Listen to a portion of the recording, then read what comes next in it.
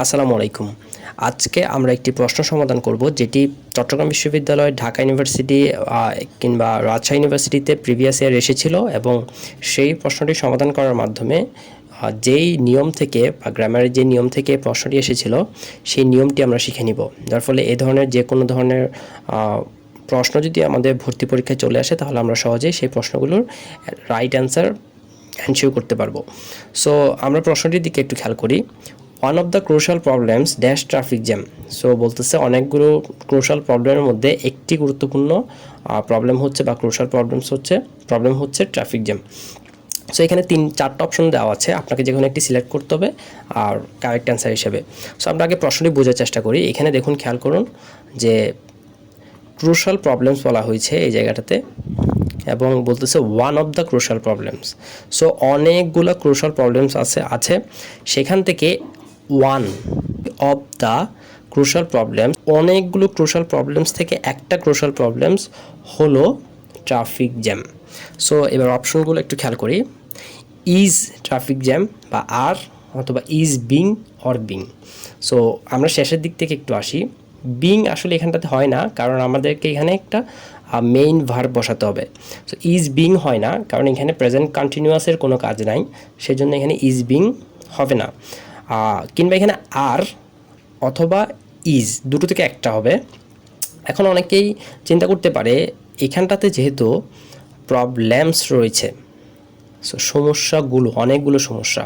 So আমরা normal নিয়ম জানি যে সাবজেক্টে যদি প্লুরাল হয় বা প্লুরাল নাউন থাকে, আমাদেরকে অবশ্যই এখানটাতে ভার্ব হিসেবে একটি প্লুরাল ভার্ব বসাতে হবে।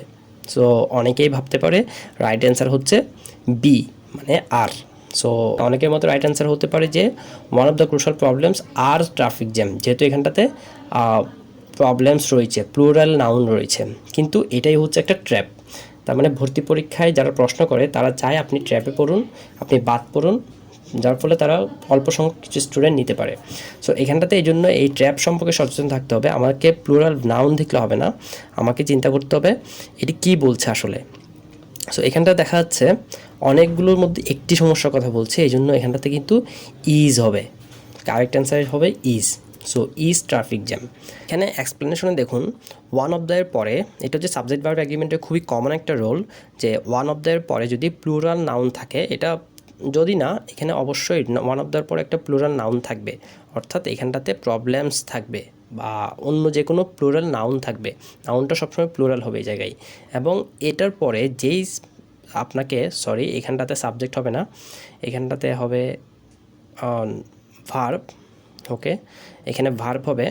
সো সিঙ্গুলার ভার্ব বসাইতে হবে আমাকে।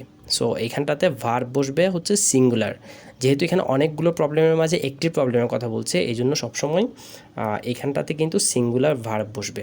একই ধরনের আরেকটি প্রবলেম আমি আপনাদেরকে এখানে দেখাচ্ছি, সেটি আপনারা নিজেরা সলভ করবেন, করে এই ভিডিওর কমেন্ট বক্সে সেটির রাইট অ্যান্সারটি জানাবেন। সো পরবর্তী ভিডিও পর্যন্ত আপনারা সকলেই ভালো থাকবেন। আসসালামু আলাইকুম।